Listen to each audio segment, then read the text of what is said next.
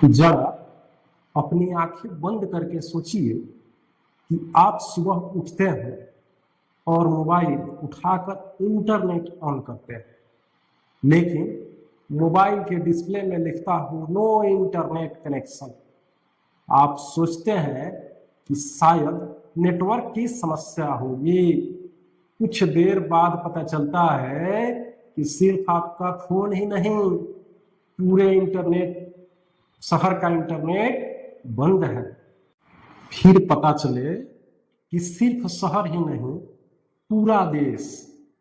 उसके बाद पता चले पूरा देश ही नहीं, पूरा दुनिया का इंटरनेट बंद हो चुका हो। न व्हाट्सएप काम कर रहा हो, न यूट्यूब काम कर रहा हो, न गूगल काम कर रहा हो, न इंस्टाग्राम, न ऑनलाइन बैंकिंग और न ही कोई ऑनलाइन पेमेंट।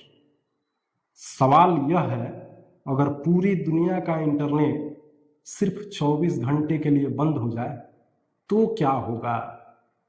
तो दोस्तों, मैं मुकेश भार्गव आज इसी टॉपिक को लेकर के चर्चा करूंगा। आज की यह टॉपिक हो सकता है कि आपकी सोच कुछ समय के लिए बदल। शुरुआत में लोगों को मजाक लगता है, कोई मोबाइल रीस्टार्ट करता है तो कोई वाईफाई बंद करके फिर चालू करता है, लेकिन कुछ मिनटों में सच्चाई सामने आ जाती है। ऑनलाइन पेमेंट रुक जाती है, यूपीआई काम करना बंद कर देता है, एटीएम में भी कोई जगह नहीं रहती है, कई दिक्कतें आने लगती है, ऑफिसों का काम रुकने लगता है, शेयर मार्केट में अफड़ा तफड़ी मच जाती है। मैं ये सिर्फ कहानी के तौर पे बता रहा हूँ, कल्पना है, वास्तविकता से इसका कोई लेना देना नहीं है। इंटरनेट बंद होने के तीसरे घंटे में अब असर पूरी दुनिया पे दिखने लगता है।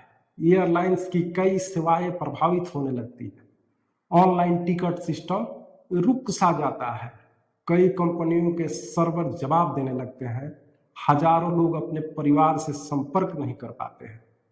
दुनिया पहली बार महसूस करती है कि इंटरनेट सिर्फ मनोरंजन नहीं, बल्कि पूरी अर्थव्यवस्था की रीढ़ बन चुकी है। इसी तरह से जब छठा घंटा होता है, अब लोगों में घबराहट बढ़ने लगती है, दुकानों पर नगद पैसे की मांग भी बढ़ने लगती है। जो लोग केवल डिजिटल पेमेंट पर निर्भर थे, वे परेशान हो जाते हैं। ऑनलाइन खाना नहीं मंगाया जा सकता है, कैब बुक नहीं हो सकती है, डिलीवरी रुक सी जाती है। लाखों लोग समझ जाते हैं कि जिस सुविधा को हम सामान्य मान बैठे थे, वही हमारी सबसे बड़ी निर्भरता बन चुकी है। ऑनलाइन सारी चीजें लगभग बंद हो जाती है, 12वें घंटे होता है इंटरनेट का बंदी का, लेकिन तभी एक दिलचस्प बदलाव शुरू होता है। लोग मोबाइल छोड़कर एक दूसरे से बात करने लगते हैं। बच्चे जो हमेशा मोबाइल से चिपके रहते थे, बाहर निकलने लगते हैं, खेलने लगते हैं, परिवार साथ बैठकर खाना खाने लगते हैं। कई लोग बरसों बाद किताब उठाने के लिए मजबूर हो जाते हैं।